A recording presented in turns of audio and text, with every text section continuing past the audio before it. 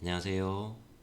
오늘은 한강 작가의 소년이 온다 이 책을 제가 개인적으로 읽은 경험을 공유하려고 합니다. 먼저 소년이 온다를 여러 번 읽었는데 제 내용이 잘 이해가 가질 않아서 이 책을 유튜브 자료를 좀 찾아보고 또 관련 자료를 찾아보았습니다.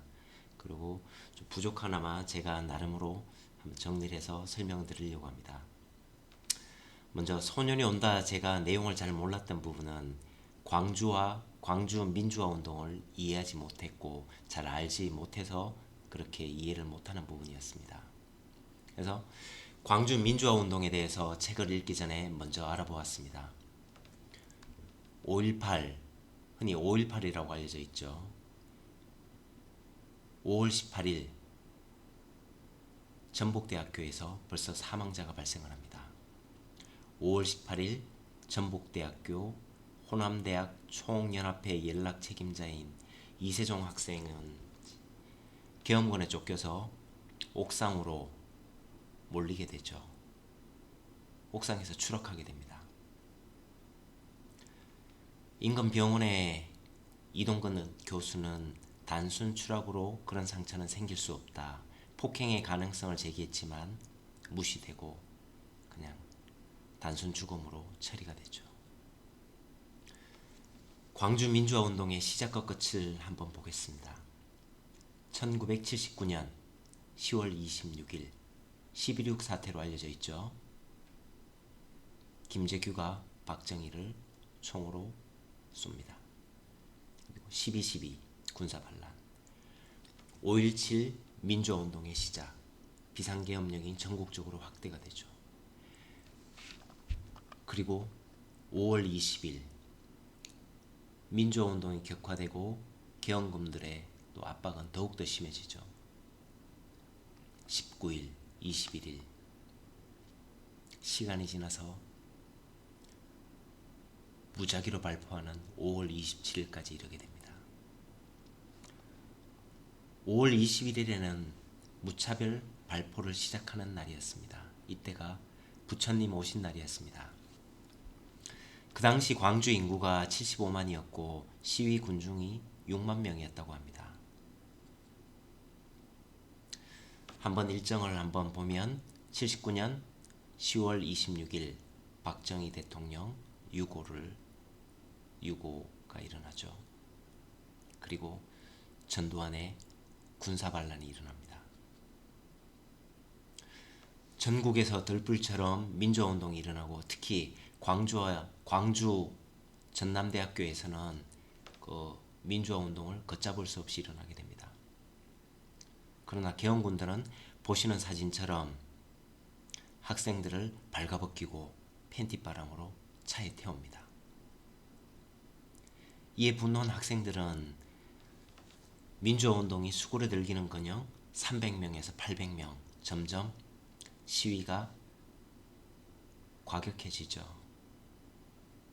그러자 계엄군도 또 더욱더 난폭해집니다. 이 사진을 보면 이 아줌마는 얼마나 무서웠을까 싶습니다. 계엄군들에 둘러싸여가지고 이 아줌마가 벽 쪽으로 붙여져 있죠.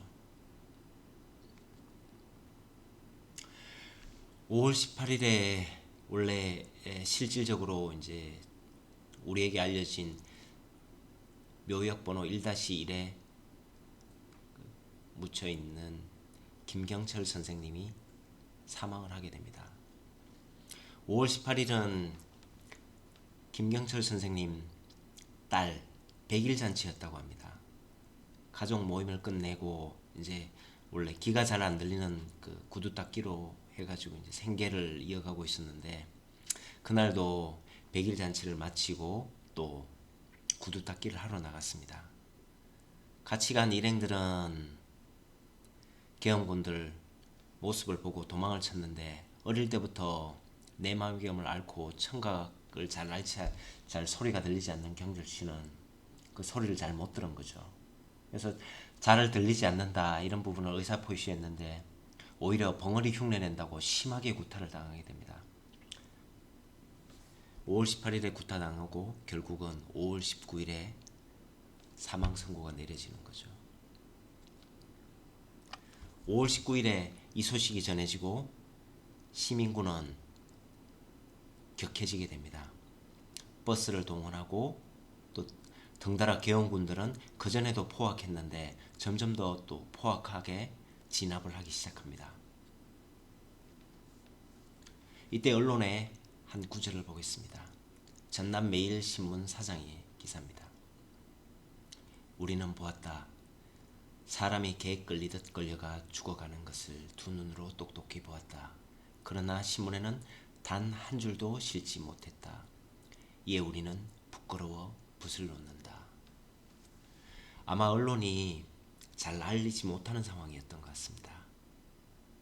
그리고 5월 21일 집단 발포하는 상황을 보면 집단 발포하지 않았다. 이는 또 터무니없는 얘기를 하지만 이구호 장군 재직 때 낸 그 기록을 보면 M16, 권총, 30 LMG, 50mg를 분출할 기록들이 있습니다. 분출한 후 광주 검단로는 어떻게 되었을까요? 정말 끔찍했을 것 같습니다. 길거리에 사람들이 쓰러져 있고요.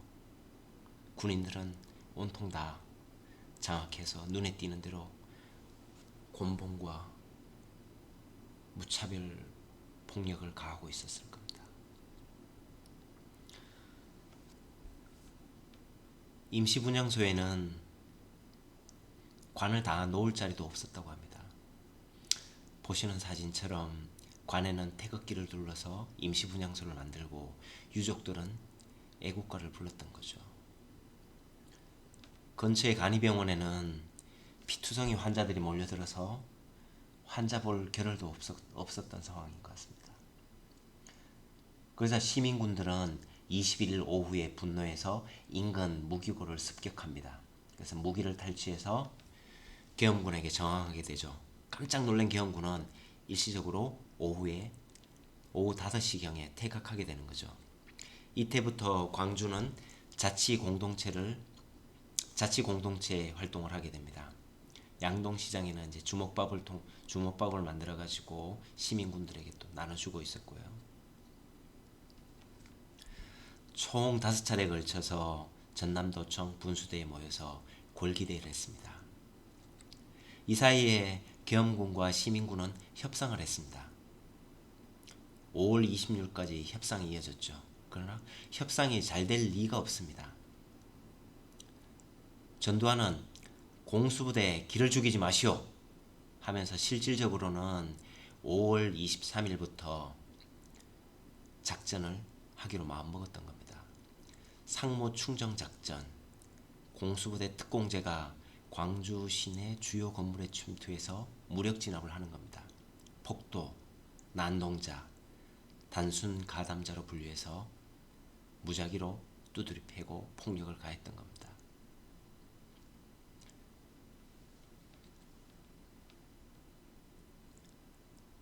마지막 날 새벽 47개 대대 2만 명이 광주를 내었습니다. 새벽 3시부터 그들의 무차별한 폭격과 폭력은 시행됐습니다. 광주 인구가 75만인데 이날 군인에게 지급된 탄환은 80만 발이었다고 합니다. 새벽 3시에 작전이 개시되었고 새벽 5시에 계엄군은 도청을 점령하고 작전을 종료했습니다.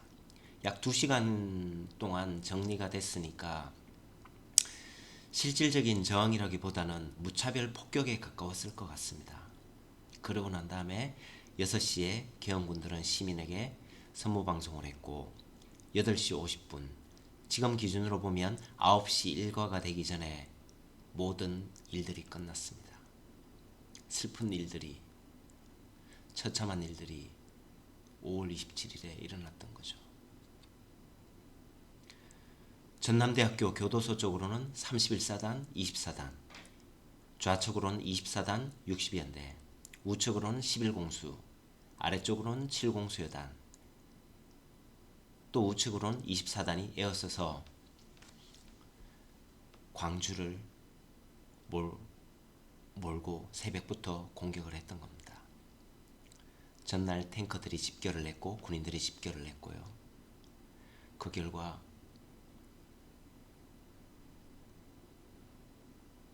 참 보기 힘든 슬픈 장면이 있었습니다. 소설은 이렇게 시작됩니다. 분수대에서 물이 나와서는 안 된다고 생각합니다. 어떻게 벌써 분수대에서 물이 나옵니까? 무슨 축제라고 물이 나옵니까? 80년 5월 27일에 광주 민주화 운동이 일어났는데 전남도청 6월에 분수대에 물이 뿜어져 나왔던 겁니다. 며칠 지나지도 않았는데 이 일은 실제로 있었던 일이고 한강 작가가 인터뷰하면서 있었던 일입니다. 광주도청 옆에는 광주 수피아 여고라는 여고가 있었는데 여고 학생이 실제로 민원에 넣은 얘기라고 합니다. 이 이야기는 아마 한강 작가의 마음이지 않았을까 싶습니다. 마치 아무 일도 없었다는 듯이 물이 뿜어져 나온다는 사실을 소녀는 용납하기 어려웠습니다. 한강 작가는 1970년생입니다. 그러면 80년 요때는 한 11살쯤, 지금 나이로는 49살 정도, 초등학교 2학년 아니면 3학년이었을 것 같습니다. 그럼 소설로 들어가 보겠습니다. 소설의 주인공은 동호, 실제 인물은 문재학, 소설에서는 중학교 3학년 16살로 나옵니다. 실제로는 이제 광주 상고 1학년이었고요. 동호의 엄마 김길자 선생님, 원래 이제 85세 되시고요. 동호의 가장 친한 친구 정대, 그리고 동호가 도청에 있을 때 같이 있었던 출판사 누나 은숙, 대학생 형 진수, 재봉사 누나 선주, 이들의 이야기로 소설은 전개가 됩니다. 먼저 1장 어린 새, 2장 요령이 된 정대, 1장과 2장은 죽은 자의 이야기입니다. 3장부터 6장 에필로그는 살아남은 자의 이야기입니다. 저는 살면서 광주 민주화 운동과 같이 굉장히 슬프고 끔찍한 일은 겪진 않았지만 이런 일을 겪거나 간접적으로 들으면 살아있는 동안 굉장한 트라우마를 겪는다고 합니다. 저는 소설책을 간접적으로도 읽으면서 약간 울먹울먹한 느낌이 있습니다. 여러 번 자료를 찾은 부분은 1장 때문에 찾았는데요. 1장에 동호 이야기를 하면서 너라고 하는데 도대체 누가 너라고 하는지를 알 수가 없어서 조금 자료를 찾아봤습니다. 1장 어린새, 동호 누나가, 동호 친구 정대죠. 정대 누나가 집에 들어오질 않습니다. 집에 들어오지 않는 누나를 찾기 위해서 동호와 정대는 길거리를 나서죠. 이때가 5월 23일입니다. 정민 누나는 며칠째 소식이 없었죠. 왜 소식이 없었을까요? 계엄군이 집단 발포했을 때 아마 정대 누나는 그때 계엄군의 총에 맞았을 것 같습니다. 5월 23일 시민군 행렬에 있다가 동호와 정대가 함께 길거리로 나섰는데 정대가 총을 맞습니다. 동호는 혼란에 빠지죠. 온통 세상이 회색이 되면서 지금 현실을 부정하고 도망치고 싶어집니다. 정대는 살아있을 거야. 집에 오죠. 정대는 살아있을 텐데, 아니 죽었을 텐데, 그러면서 후회를 합니다. 그래, 다시 정대를 찾아 나서야겠다 하고 동호는 길을 났습니다. 죽었다면 시체라도 찾아야지. 그래, 동호를, 정대를 찾아보자 하면서 집을 나서죠. 그리고 정대는 찾지 못했지만 동호는 그 길로 전남도청의 임신분향소 일을 돕는 일을 하게 됩니다. 임시분향소에서 동호가 하는 일은 시체의 이름표를 정리해주고 시체 머리맡에 양초를 태워주는 일입니다. 아마 시체 냄새로 굉장히 냄새가 많이 났겠죠. 그리고 시체의 아픈 영혼도 달래주고 싶었을 겁니다. 그 과정에서 동호는 이해할 수 없는 과정들이 있었습니다. 소설책에는 이렇게 묘사되어 있습니다. 입관을 마친 뒤 약식으로 치른 짧은 추도식에서 유족들이 애국가를 부른다는 것이었다. 관이에 태극기를 반드시 펴고 친친 끈으로 묶은 것도 이상했다. 군인들이 죽인 사람들에게 왜 애국가를 불러주는 걸까? 왜 태극기로 관을 감싸는 걸까? 마치 나라가 그들을 죽인 게 아니라는 듯이. 한강 작가는 이 일을 국가에서 했다고 생각했고 저도 읽으면서 그렇게 생각이 됐습니다. 그러면서 양촛불에서 동호는 할머니를 떠오릅니다. 어릴 때 죽은 외할머니 모습에서 얼굴이 홀쭉해지면서 마치 새와 같이 어린 무언가가 빠져나갔다는 기억이 나는 겁니다. 그래서 이 제목을 어린 새라고 지은 겁니다. 1장의 제목이. 상무관에서 일하는 동호에게도 5월 27일은 오고야 말았습니다. 앞에서 말씀드렸듯이 5월 27일은 광주 민주화운동 마지막 날입니다. 전남도청에 남아있는 사람들은 얼마나 끔찍했을까요? 계엄군이 도청에 들이닥칩니다. 내가 죽인 빨갱이들이 30명도 넘는데 이 빨갱이 새끼야. 야, 씨발 존나 영화 같지 않냐? 이때 동호는 살려달라고 하죠. 살려주세요. 빨갱이 새끼. 그래도 살고 싶은가 보네. 계엄군이 M16으로 무참히 16살 동호를 총으로 쏴 죽입니다.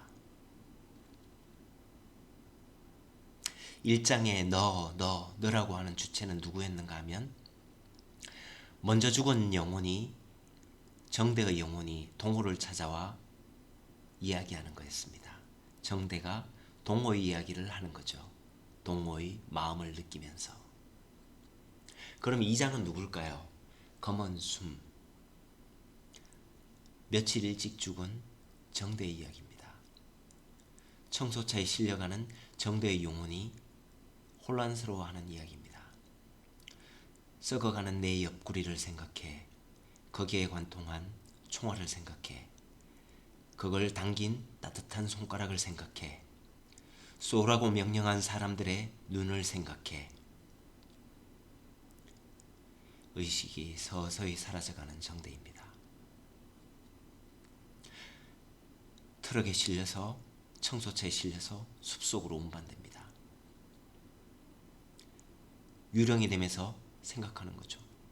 내 위에 있는 사람은 누구고 내 아래에 있는 사람은 누구고 나는 도대체 어디 있고 혼란스러운 거죠. 아, 누나는 어디 있을까? 나는 누나를 찾을 수 있을까? 누나는 왜 죽었을까? 나는 죽을 걸까? 너무나 혼란스러운 거죠. 누나의 혼을 찾고 싶은 정대가 길을 났습니다. 그때 계엄군이 시체 위로 기름을 부얹습니다. 그리고 불을 지릅니다.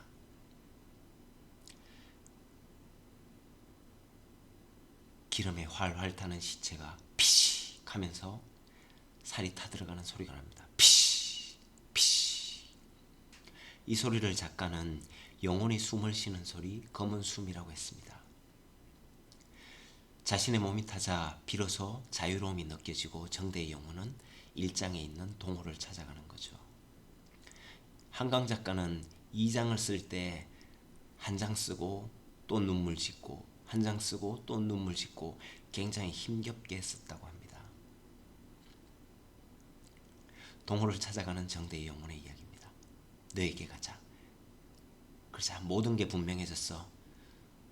서두를 것이 없어. 해가 뜨기 전에 날아오르면 불볕이 모여있는 도심으로 가는 방향을 찾을 수 있겠지. 그래서 너를 찾아갈 수 있어. 정대가 동호를 찾아가는 길에 시내 쪽에 번쩍 하는 불빛과 폭격 소리를 듣습니다. 그걸 보고 동호도 자기와 같은 영혼이 되었음을 직감합니다.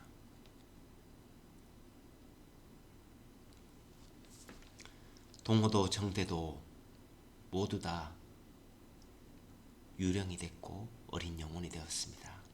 한강 작가의 제목 소년이 온다는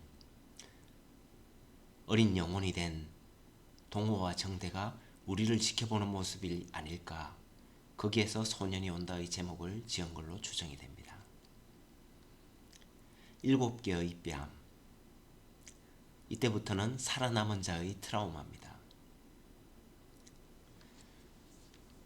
임시분향소에서 함께 일했던 은숙, 수피아 여고 3학년으로 그려집니다.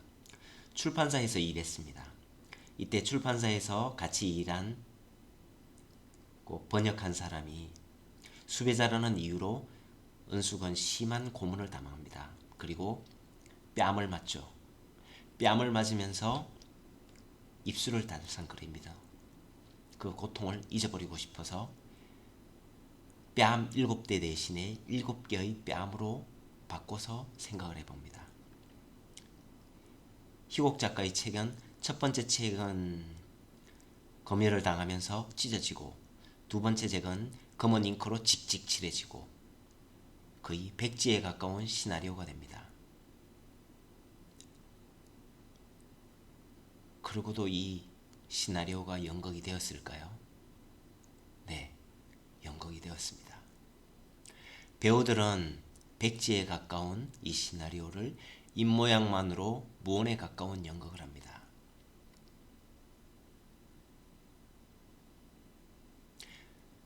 그리고 은석은 자신도 모르게 동호야 라고 외치죠.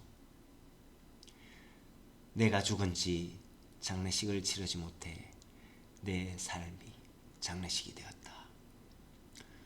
은숙은 배우들을 흉내내듯 목구멍을 쓰지 않고 소리쳐 불러본다. 동호야. 은숙이 왜 이렇게 슬퍼했을까 잘 이해가 안 갔는데 위키나 관련되는 자료를 찾아보니까 이해가 갔습니다. 은숙은 실제 인물이고 도청 사격, 그러니까 5월 27일이죠. 몇 시간 전, 3시가 되기 전일 겁니다. 이때 도청에서 나왔습니다. 먼저 나와서 동호와 같이 도청에 있었던 사람 죽음에 대해서 늘 죄책감에 시달렸던 은숙인 거죠. 그래서 이렇게 얘기했던 겁니다. 내가 죽은 지 장례식을 치르지 못해 내 삶이 장례식이 되었다. 그녀는 이렇게 생각합니다. 묵묵히 쌀알을 씹으며 그녀는 생각했다. 치욕스러운 때가 있다. 먹는다는 것에. 익숙한 치욕 속에서 그녀는 죽은 사람들을 생각했다. 그 사람들은 언제까지나 배가 고프지 않을 것이다. 삶이 없으니까. 그러나 그녀에게는 삶이 있었고 배가 고팠다. 너무나 슬펐을 것 같습니다.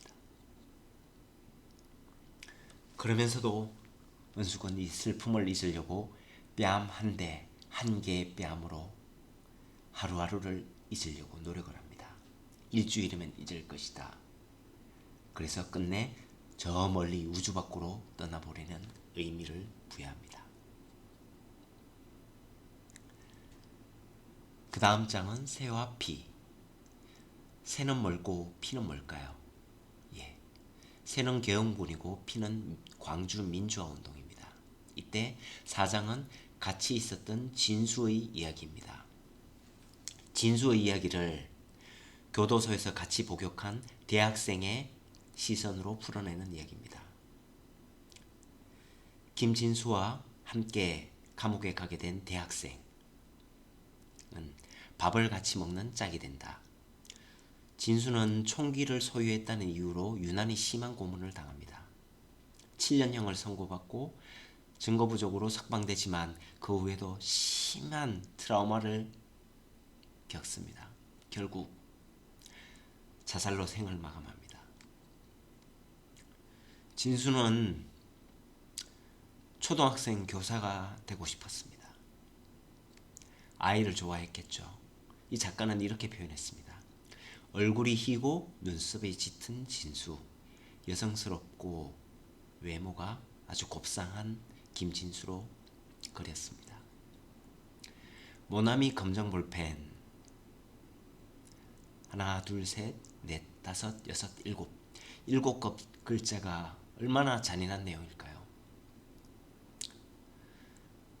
계엄군은 고문을 할 때 왼손가락을 했습니다. 왜 왼손을 했을까요? 오른손은 진술서를 써야 하니까요.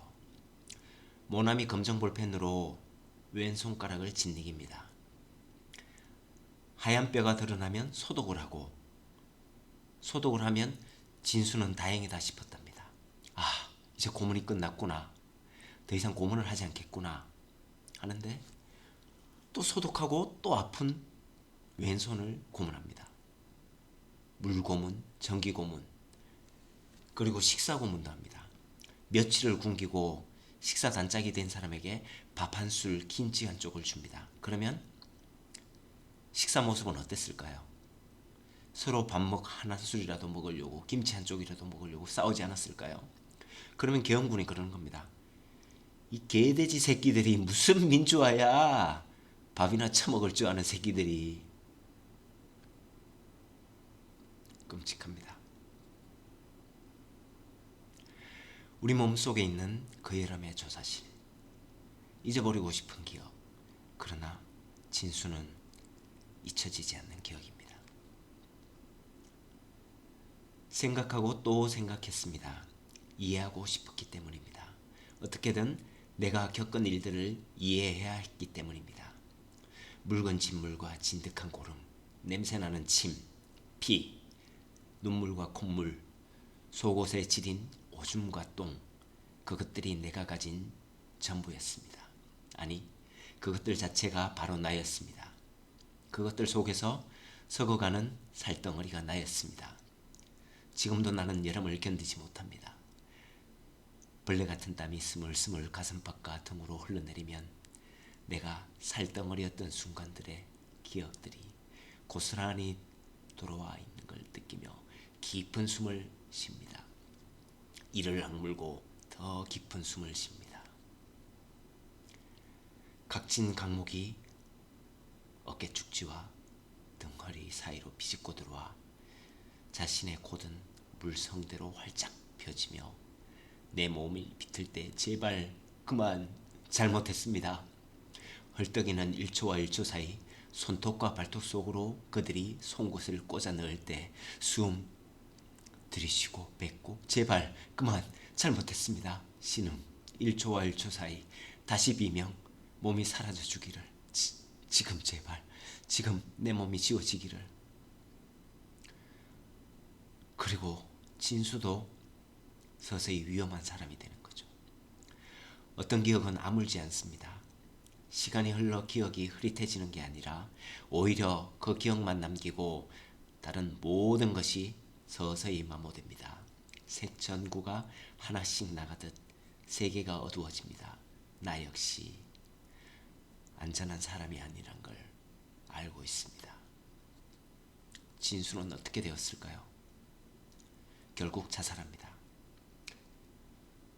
김진수는 스스로 죽었고 유서와 함께 있던 사진에는 전남도청에 있는 어린아이들에게 이제 적당한 때 항복하고 나오라고 명령을 잘 듣던 아이들의 죽는 모습이 담겨져 있었다고 합니다. 아마 동호의 사진일 거라고 추정됩니다. 진수가 동호에게 얘기를 했죠. 너는 캐비넷에 숨어 있어. 너는 아직 중학교 3학년 어린애니까 숨어 있다가 항복하면 계엄군이 살려줄 거야.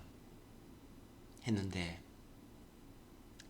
동호가 김진수가 보는 앞에서 동호는 무참히 총에 사살을 당하죠. 고문도 괴로웠지만 진수가 참기 어려웠던 것은 동호의 죽음이 아닐까 생각됩니다. 세화피에 이런 구절이 나오죠. 예전에 우린 깨지지 않는 유리를 갖고 있었지. 그러니까 우린 부서지면서 우리가 영혼을 갖고 있었다는 걸 보여준 거지. 진짜 유리로 만들어진 인간이었던 걸 증명한 거야. 5장 밤의 눈동자.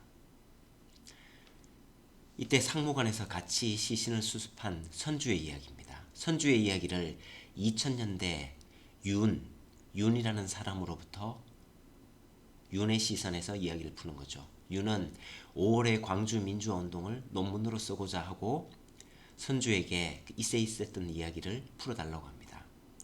선주는 여공으로서 노조 시위에 참여했던 이력이 있어서 심한 또 폭력과 폭행을 당하죠. 또 성고문 트라우마도 있습니다. 그래서 결국 어떻게 했을까요? 증언을 포기합니다. 선주의 이야기로 갑니다. 선주의 생각을 들어볼까요? 달은 밤의 눈동자라고 했다. 저 검은 하늘 가운데 얼음같이 차가운 눈동자 하나가 침묵하며 그녀들을 내려보고 있다.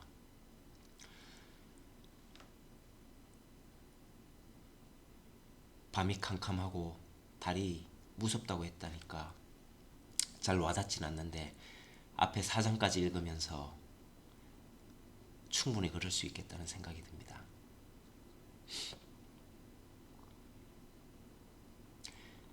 이때 선배 언니와 대화의 구절이 나오죠. 너는 어떻게 달이 다 무섭다고 하니? 세상에 너처럼 겁 많은 애는 처음 본다. 그러나 심한 고문으로 인해 정신적인 트라우마를 가진 사람에게는 밤 하늘의 보름달마저 무서울 수 있겠구나 하는 구절이 있습니다. 제가 이전에 설명드린 빈센트의 그림, 빈센트는 밤 하늘은 아주 푸른색으로 표현했는데 경험이 정말 무서운 것 같습니다. 20년이 지난 43살이 된 선주는 여전히 고통스럽고 힘이 듭니다.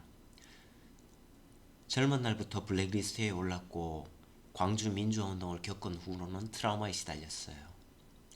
43살 선주는 인터뷰를 할 수 있었을까요?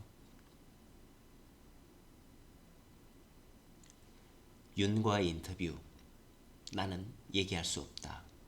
30cm 자, 개머리판, 쇠파이프.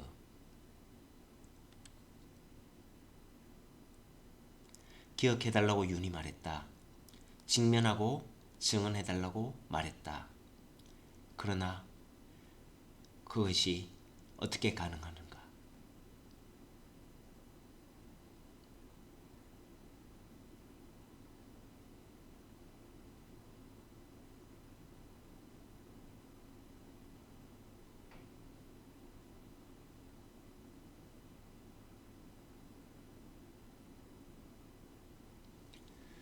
선주는 더 추운 곳, 더 안전한 곳으로 도망을 치는 거죠.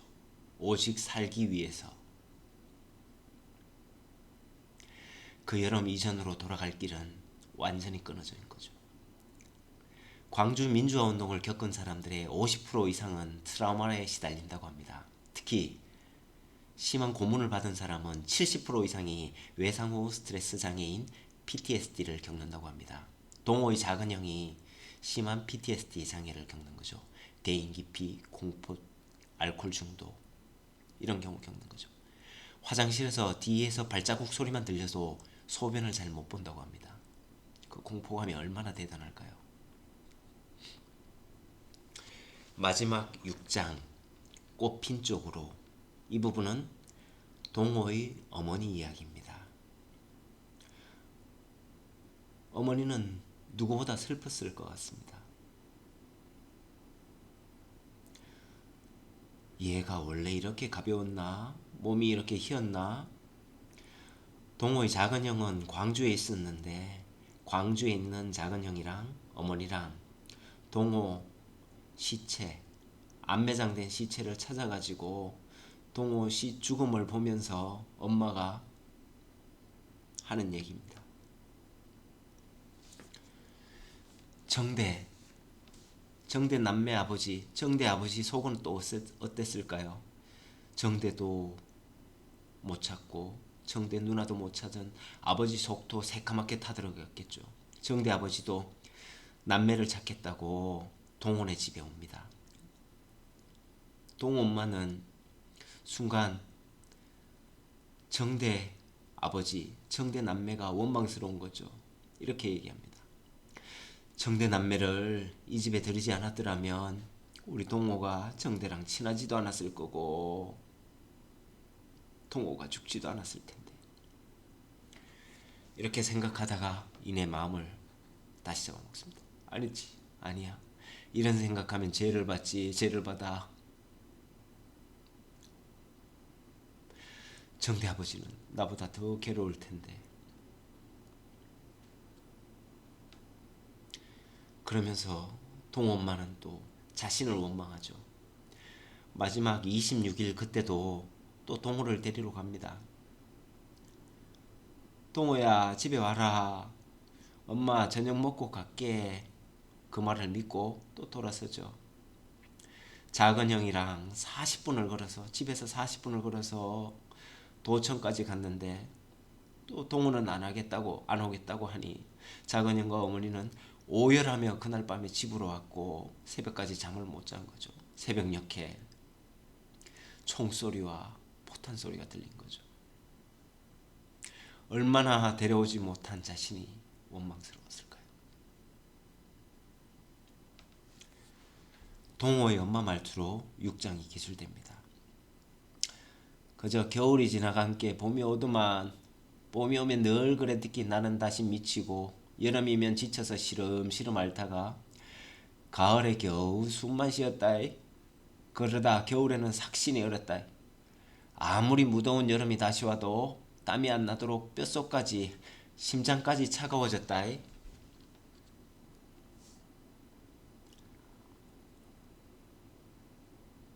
꽃이 핀 쪽으로. 이 부분은 동호 어머니가 동호와 어린 시절을 회상한 겁니다. 작은 형과 큰 형이 학교에 가면 동호는 엄마와 집에 있었죠. 동호 아버지는 일을 하고 개인 사업장에 갔었고요. 그러면은 동호가 좀 칭얼대지 않을 겁니까? 칭얼댔겠죠. 그럼 엄마가 동호를 데리고 아빠 일하는 데를 가는 겁니다. 어린 동호는 펄짝펄짝 뛰면서 가고 엄마는 햇볕 비치는 게 싫어가지고 그늘 쪽으로 가는 모습입니다. 그러면 동호가 이렇게 얘기합니다. 엄마, 저기 밝은 데는 꽃도 많이 폈네. 왜 캄캄한 데로 가? 저쪽으로 가, 꽃핀 쪽으로. 엄마 손을 끌고 밝은 쪽으로 갔던 거죠. 아버지와 함께 가게로 가는 행복한 길이었던 거죠. 마지막 에필로그는 한강 작가의 소설을 쓴 동기와 생각입니다. 이때 한강 작가는 10살 명절 때 친척들이 있는 그 집에 2명의 어린 중학생이 죽었다는 얘기를 듣습니다. 그리고 아버지가 광주에 출장 가서 사진첩을 사오는데 이때 광주 민주화 운동의 모습을 보게 된 거죠. 그러면서 생각합니다. 국가란 무엇인가? 작가는 10살이고 그의 여름을 잘 지나서 지금도 잘 지나고 있지만 친척집에 있던 2명의 어린 학생은 여름을 건너오지 못했다. 국가는 왜 개인에 대한 모욕을 하는가? 이때 인터뷰를 여러 장소를 하죠. 동호 작은 형은 이렇게 얘기합니다. 내 동생은 더 이상 빨갱이가 아닙니다. 내 동생을 더 이상 모욕당하지 않게 진실되게 써주십시오. 라고.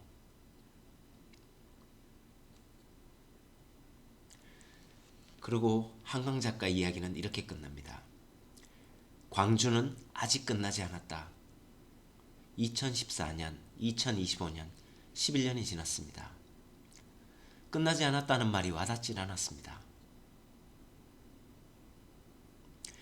광주 민주화운동의 어제와 오늘입니다. 전남도청에는 2025년 시간이 되면 한번 가보고 싶습니다. 민주화 복원 현장 복원 사업이 시작되었고 올해면 거의 복원을 하는 걸로 알고 있습니다. 윤석열 대통령, 윤석열이가 계엄만 일으키지 않았다면 이 책이 이렇게까지 절실하게 와닿질 않았을 겁니다. 정말 광주 민주화 운동은 끝나지 않았습니다. 이때 모습을 보면 크게 6개 건물이 있습니다. 상무관이 있고 도청 회의실이 있고 민원실, 도청 본관, 도경찰궁, 도청별관 이렇게 있죠. 그리고 가운데에는 분수대가 나오는 곳이 있고요. 동호는 앞쪽에 있는 상무관에서 일하다가 임시분향소 일을 하다가 마지막 날은 도경찰국 도청본관 뒤쪽 건물에서 있었습니다. 마지막 날의 모습입니다. 동호 실제 문재학 열사의 죽음입니다. 광주상고 1학년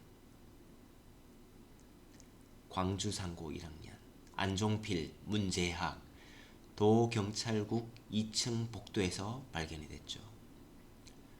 빵 부스러기가 있는 걸로 봐서는 갑작스럽게 이렇게 무차별 피격을 당한 거죠.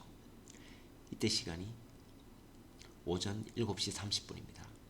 정말 보고 싶지 않은 사진이지만 슬픈 잊지 말아야 할 사진을 제공해 주신 분이 누굴까 보면 노먼 소프 기자라는 아주 고마운 분입니다.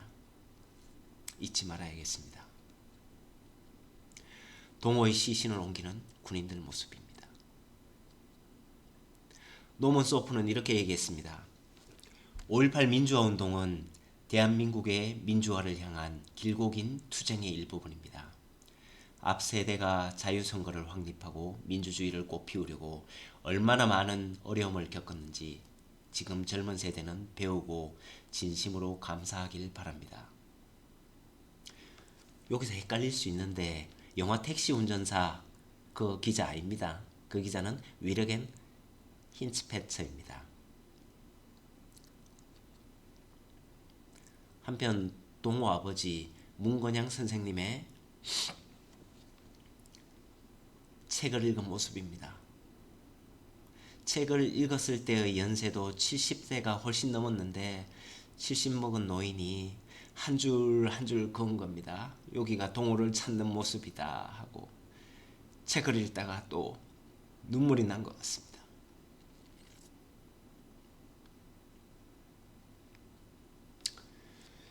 작은 형과 큰 형은 어떻게 되었을까요? 작은 형과 큰 형은 심하게 다퉜습니다. 큰 형은 서울에 있었고 작은 형은 재수한다고 광주에 있었는데 큰 형은 작은 형을 엄청 원망하는 거죠.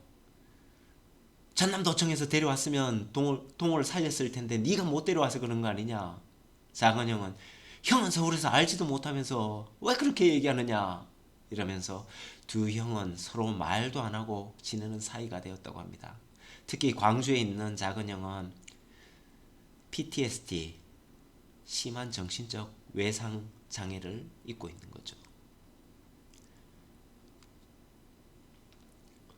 문재학 동호의 어머니는 그 후 살아있는 나날들이 지옥이었고 정신 차리고 나서는 투쟁의 역사입니다. 실제로는 어떻게 했느냐. 25일, 26일 두 번이나 동호를 데리고 갔습니다. 그런데 동호가 버티는 거예요. 엄마, 재학이가 죽었는데 나만 집에 가서 썩었는가. 재학이는 정대를 얘기하는 거죠. 이 엄마도 대단한 것 같습니다. 또 동호 엄마가 그 얘기를 듣고 보니까 내 자식만 살겠다고 차마 못 데려오겠답니다. 참 대단한 어머니 같습니다.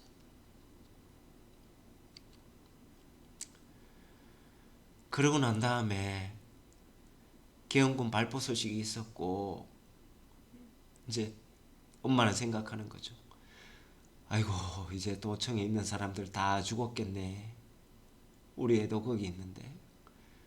그리고 날 샌 뒤 도청에 갔는데 물 청소라도 해가지고, 물 청소라도 한 건지 깨끗하고 찾을 수도 없었고, 일주일 지나서야 담임 선생님하고 수소문해서 봤더니만 망월동에 안매장된 겁니다. 안매장된 동호를 찾아가지고 죽음을 꺼내서 이제 우리 동호가 원래 이렇게 희었나 하는 얘기를 하는 거죠. 그래서 동호 엄마도 이런 얘기를 하는 겁니다. 제대로 장례식을 치르지 못했다. 그때 광주에서 사람들이 너무 많이 죽어서 관도 없었다. 수위 한 벌도 못 해주고. 동호 엄마는 전두환이가 오면 이제 미치는 거죠. 민주화 운동을 한다고 여기저기 찾아가서 운동을 하는 겁니다. 그러다가 곤봉에 맞고 피가 나는 거죠. 이때 동호 말고 소설책엔 나오진 않지만 우리가 잊지 말아야 할 분이 있습니다. 윤상원 열사, 들불 7열사 중에 이때 마지막까지 저항하면서 전남도청을 지켰던 분입니다. 원래 본명은 윤계원인데 개명을 했죠. 삼남 사녀 중에 장남이었고 은행에 취직을 해서 잘 지냈습니다. 그러나 조국이 이렇게 됐을 때 자기만 편안하게 지낼 수 없다고 아버지에게 편지를 쓰고 내려옵니다. 윤상원 열사는 마지막 날 이렇게 얘기합니다. 오늘 우리는 패배할 겁니다. 이 자리에 남은 사람들은 살아남지 못할 겁니다. 그러나 내일의 역사는 우리들을 승리자로 기억할 겁니다. 여러분들은 살아남아 역사의 증인이 되어 주십시오. 내일부터는 여러분들이 싸워 주십시오. 임을 향한 행진곡이 원래 노래가 시로 있는 그 노래였는데 이 부분을 윤상원 열사를 기리면서 만든 노래라고 합니다. 이렇게 끔찍한 일을 하고도 전두환하고 이상한 사람들은 왜곡을 합니다. 폭도들이 21일에 무기고를 습격해서 어쩔 수 없었다. 이런 부분을 시간을 왜곡하면서 북한 소행이다. 이렇게 왜곡을 합니다. 오전에 무차별 폭격을 해서 광주 민주화운동 시민군은 어쩔 수 없이 방어 차원에서 인근 무기고를 탈취한 겁니다. 이게 진실입니다. 민주화운동 이외에도 제가 대전에 살고 있기 때문에 대전에 또 아픔을 하나 얘기하려고 합니다. 산내 나홍월동에 골령골이라고 있습니다. 6.25 때 이승만이 7,000명이나 총살을 했습니다. 확인된 유구만 해도 4,900구가 넘는 거죠. 이 일도 정말 끔찍했을 것 같습니다. 이렇게 죽였답니다. 이 모든 사진들은 미군이 찍은 걸로 봐서는 정말 미국은 어떤 나라인지 모르겠습니다. 사격 준비가 끝나면 헌병장교의 사격 개시, 구령이 떨어진다. 사수들은 그대로 방아쇠를 당긴다. 피와 내수가 사수의 바짓단에 튄다. 이 중에는 실제 나쁜 짓을 한 제주도 있을 거고 또 민주화 운동을 하다가 끌려간 사람도 있을 거고 제주 4.3 운동을 통해 가지고 이쪽에서 희생된 분들도 있습니다. 억울하게 죽은 분들이 훨씬 많을 겁니다. 반드시 우리가 잊지 말아야 할 일입니다. 광주 민주화운동으로 다시 되돌아가 볼까요? 이때 슬프지 않은 죽음이 어디 있겠습니까마는 특히 소년 소녀의 억울한 죽음이 있습니다. 19세 소년은 대검에 찔려 죽고 공부하다가 귀가한 고2 남학생은 매복한 군인이 쏜 총에 맞아 죽고 피가 부족해서 헌혈하러 간 여고생은 총에 맞아 죽고 인근 묘에서 그냥 친구들이랑 놀던 11살짜리 소녀는 묘에서 사망했습니다. 과연 이렇게 죽인 사람들이 사람인가요?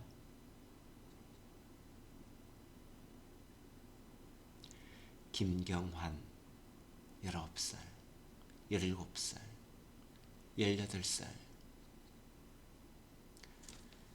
문재학 16살, 안종필 17살. 두 명은 사실은 똑같은데 요거 좀 나이가 잘못된 것 같습니다. 방광범 11살.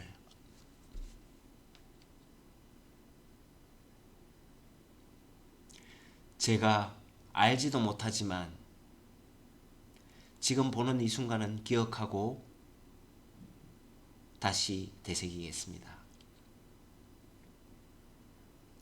올해 광주를 여행한다면 광주 민주화운동 유적지를 찾아가는 것도 의미가 있는 일이 아닐까 생각됩니다. 민주화 묘지, 전남대학교 정문, 평화기념관, 양동시장. 관련 영화도 이렇게 있고요. 네. 영화를 보실 때는 많은 분노를 자제하는 게 필요할 것 같습니다. 기자가 찾아가서 동호 어머니에게 물어봅니다.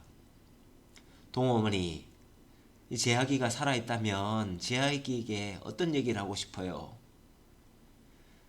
동호야, 재학아 이제 편히 쉬어라. 네가 못다 이룬 민주주의 엄마가 할게. 깨어나서 외치는 뜨거운 함성. 앞서서 나가니 산자여 따르라. 세상에서 제일 무서운 것, 양심. 세상에서 제일 무서운 게 양심입니다. 동호가 마지막 날 전남도청에 남아있을 때 동호의 마음이었습니다. 수십만의 사람들이 피가 모여 거대한 혈과를 이룬 것 같은 생생한 느낌. 감히 내가 그것의 일부가 되었다고 느꼈습니다. 양심이 있으면 두렵지 않은 거죠. 왜냐하면 수십만의 사람들이 함께 하니까요. 모든 죽음이 슬프고 애달프고 괴롭습니다. 그 중에서도 이름 없이 희생당한 무명 열사의 묘에 특히 슬픔을 표합니다. 이때 5월을 무사히 잘 넘겼다면 6월, 7월에 피는 도라지꽃처럼 젊은 영혼을 활짝 피고 지금도 즐겁게 살았을 민주화운동 열사들 기억하겠습니다. 오늘이 있게 해줘서 감사합니다.